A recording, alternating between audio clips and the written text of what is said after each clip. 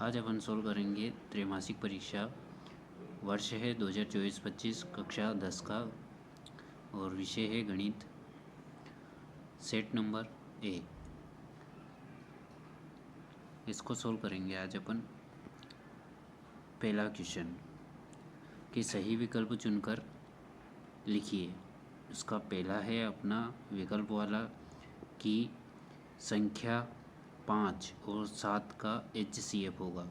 तो अपन 5 के अभाज्य गुणनखंड करते हैं तो 5 इंटू 1, वहीं 7 के अभाज्य गुणनखंड करते हैं 7 इंटू 1। दोनों में उभयनिष्ठ या कॉमन जो आता है वो अपना एक उभयनिष्ठ आता है, तो इसका आंसर हो जाएगा अपने पास 1। पहले का आंसर हो जाएगा डी वाला, ऑप्शन डी द। दूसरा क्वेश्चन, यदि द्विघात बहुपद A X square plus B X plus C के शून्यांक अल्फा तथा बीटा हो तो अल्फा प्लस बीटा का मान होगा। तो अपने को पता है कि जैसे A X square plus B X plus C के शून्यांक का योग होता है माइनस बी बटे ए। ये शून्यांकों का योग होगा, तो इसके हिसाब से अपना राइट आंसर हो जाएगा डी माइनस बी बटे ए।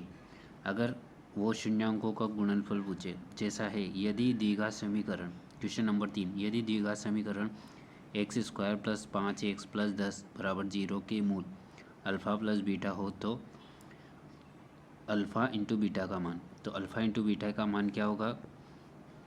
c अपॉन ए। अब मेरे पास c का मान है यहाँ पे 10 बटे ए है 1, यानी कि इसका मान हो जाएगा 10। तो ऑप्शन तीसरे का ऑप्शन बी वाला 10 राइट आंसर हो जाएगा।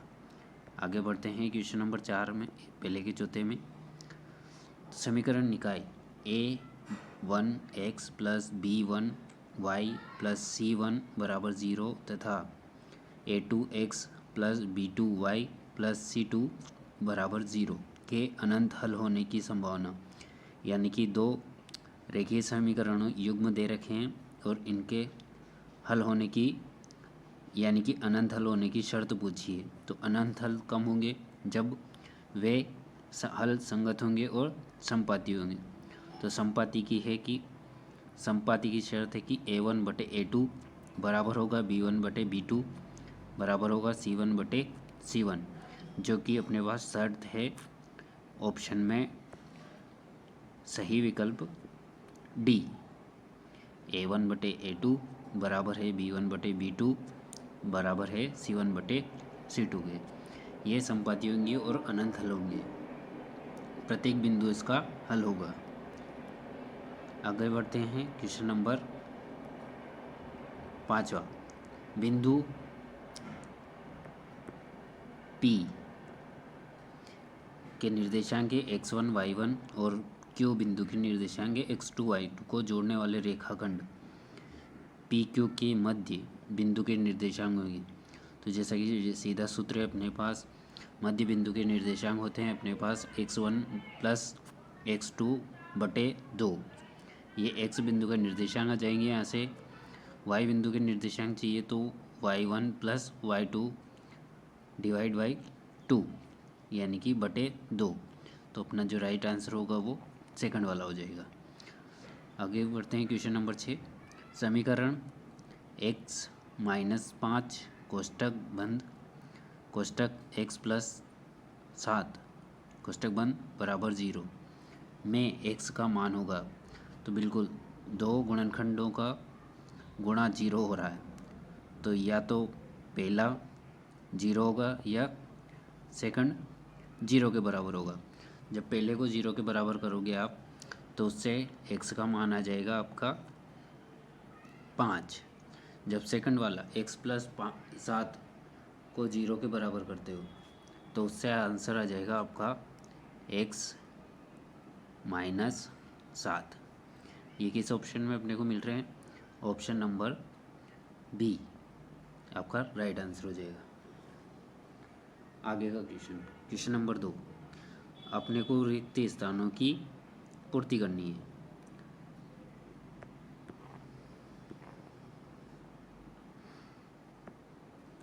पहला रिक्त स्थान है कि 3√5 एक संख्या है, खाली स्थान कौन सी संख्या है? तो देखिए 3 परिमेय संख्या है, उसका गुणा हो रहा है √5 से। √5 एक अपरिमेय संख्या है, तो अपनों ने पढ़ा है कि परिमेय संख्या इंटू अपरिमेय संख्या का गुणनफल कौन सी संख्या हो जाएगी? अपरिमेय संख्या।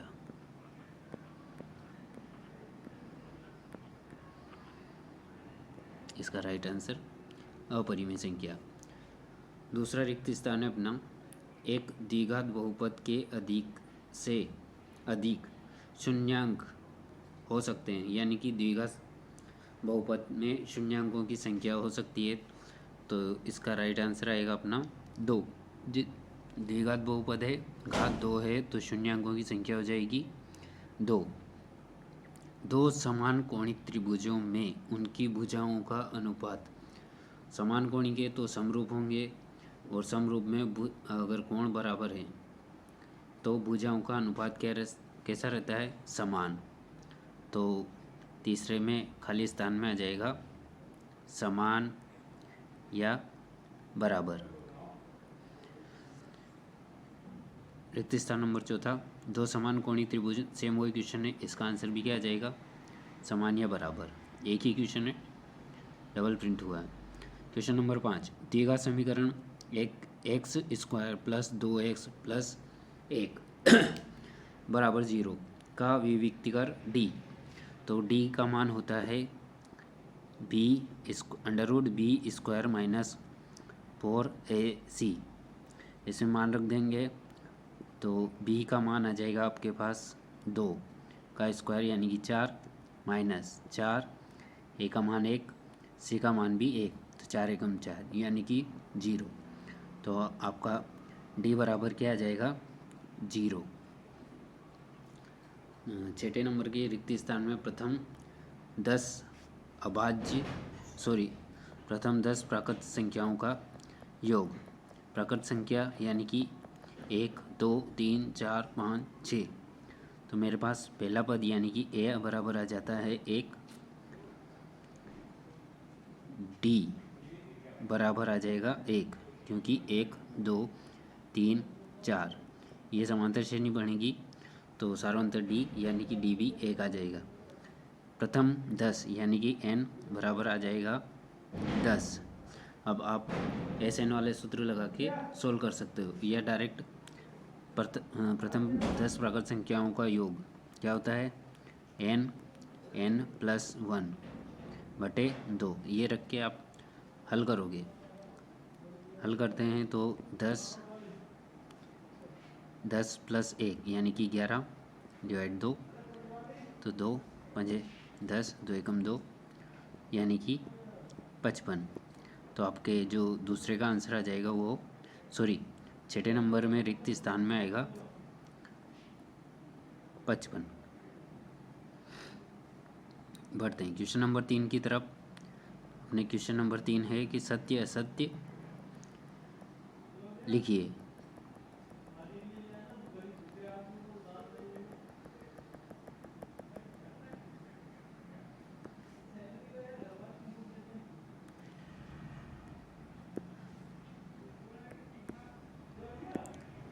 पहला क्वेश्चन, सत्य असत्य में संख्याओं के प्रत्येक उभयनिष्ठ अभाज्य गुणनखंड की सबसे छोटी घात का गुणनफल को HCF कहते हैं। बिल्कुल सही बात है, ये हो जाएगा आपका सत्य। दूसरे नंबर का, दो वास्तविक मूल भिन्न होंगे, कब होंगे? जब d बराबर क्या होगा? ग्रेटर देन, यानी कि 0 से बड़ा होगा।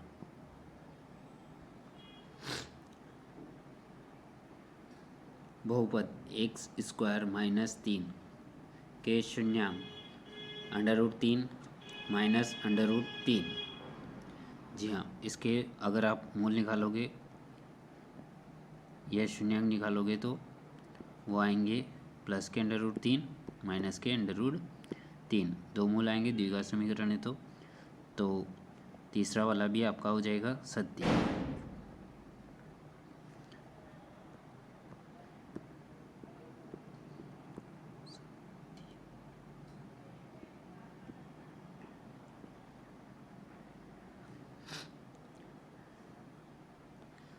क्वेश्चन नंबर 4,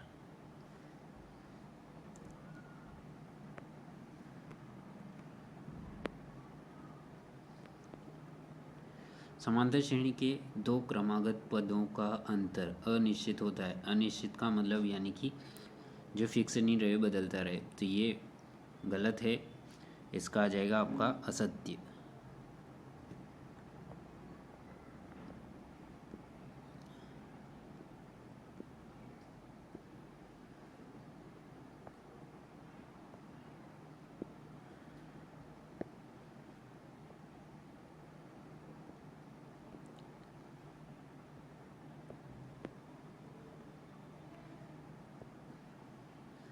चौथे में आ जाएगा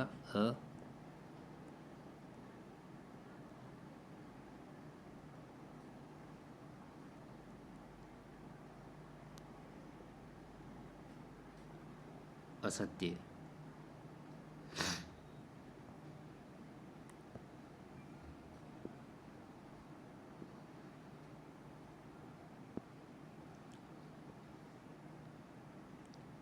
पांचवें नंबर, समीकरण निकाय का कोई, निमाय नहीं है, निकाय है, समीकरण निकाय का कोई हल होता है तब निकाय असंगत होता है? नहीं, जब हल होगा तो वो कौन सा कहलाएगा? संगत। यानी कि ये आपका हो जाएगा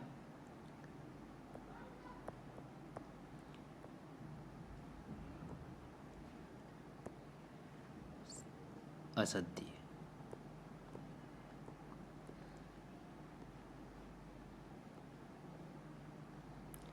छठे नंबर है, सभी समद्विबाहु त्रिभुज समरूप होते हैं?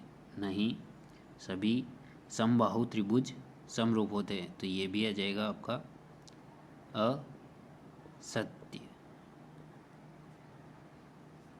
क्वेश्चन नंबर 4, सही जोड़ी बनानी है आपको। पहला 10a को क्या लिख सकते हो आप? देखें ऑप्शन के अनुसार तो 1/2 नहीं लिख सकते, साइन a बटे कोस a, बिल्कुल 10 बराबर होता है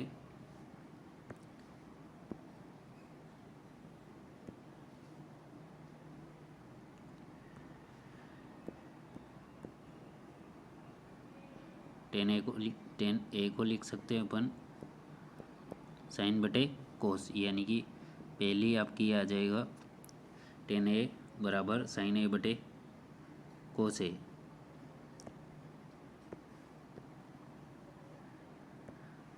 दूसरा sine square theta plus cos square theta सर्वसमी का है, इसका मान क्या होता है? 1।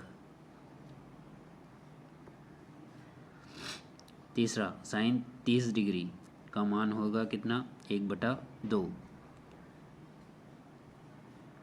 उसके बाद क्वेश्चन चौथे नंबर की सही जोड़ी 2 इंटू साइन थीटा गुणा ये बड़ा एक्स गुणा कोसेक थीटा, तो साइन का उल्टा होता है 1/, साइन थीटा को लिख सकते हैं अपन, साइन थीटा को साइन थीटा ही लिखेंगे, कोसेक थीटा को लिख सकते हैं 1/साइन थीटा, तो ये साइन थीटा और गुणा कोसेक थीटा को लिखेंगे 1/साइन थीटा, तो साइन थीटा से साइन थीटा कट जाएगा, क्या बचेगा? 2।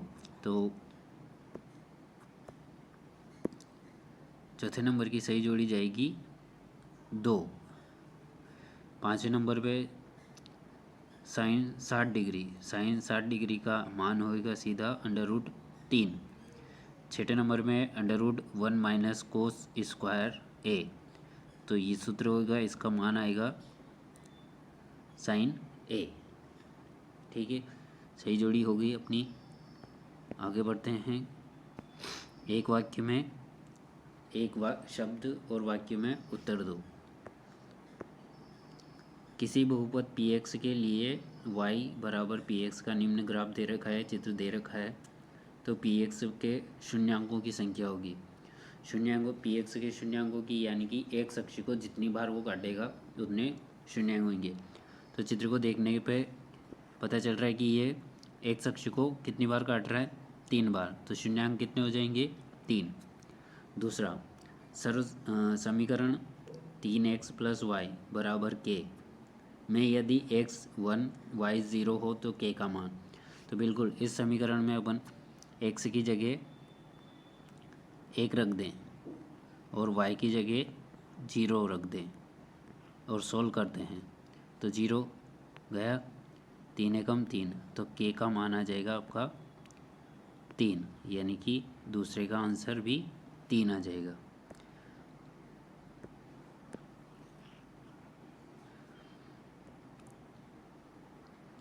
तीसरे नंबर, दो चर x और y वाले रेखीय समीकरण युग्म का मानक रूप लिखना है। रेखीय समीकरण युग्म का मानक रूप लिखना है तो पहले भी आ चुका है अपने क्वेश्चन में कि a1 x + b1 y + c1 बराबर 0। यह पहला रेखीय समीकरण है जो मानक रूप में है। दूसरा रेखीय समीकरण लिखेंगे अपन a2x + b2y + c2 बराबर 0। ये दोनों समीकरणों को युग्म का मानक रूप आ गया। तो तीसरे वाले का आंसर हो जाएगा आपके ए। समांतर श्रेणी 8000, 8500, 9000 का अगला पद क्या होगा। तो देखिए 3 पद दे रखे हैं, 3 पद में अगर अपन डी यानी कि सार्वंतर निकाले तो सार्वंतर आता है मेरे पास 500। तो अगला पद चाहिए यानी कि 9000 से अगला पद, तो मैं 9000 में क्या जोड़ दूँ, 500। तो आपका आंसर आ जाएगा 9500। ये समांतर श्रेणी का चौथा पद आ जाएगा। आज पिता की आयु 100 वर्ष है, 10 वर्ष बाद पिता की आयु क्या होगी। आज 1 है तो 10 वर्ष बाद उसकी आयु 10 वर्ष बढ़ जाएगी, यानी कि उसकी आयु होगी x + 10। 6, क्वेश्चन नंबर 6, किसी p तथा q दो अभाज्य संख्या है। कौन सी है, अभाज्य, यानी कि उनके गुणनखंड और नहीं हो सकते। तो अभाज्य हैं तो इनका एलसीएम क्या होगा। देखो इसका एचसीएफ होगा अपने पास 1, क्योंकि उभयनिष्ठ गुणांक आएगा उनका 1, और एचसीएफ पूछा है तो अपने को पता है कि अभाज्य संख्याओं का गुणनफल बराबर होता है एलसीएम इंटू एचसीएफ। जब एचसीएफ 1 आ गया तो वो उनके एलसीएम उनके गुणनफल के बराबर आ जाएगा। तो एलसीएम आ जाएगा आपका P × Q।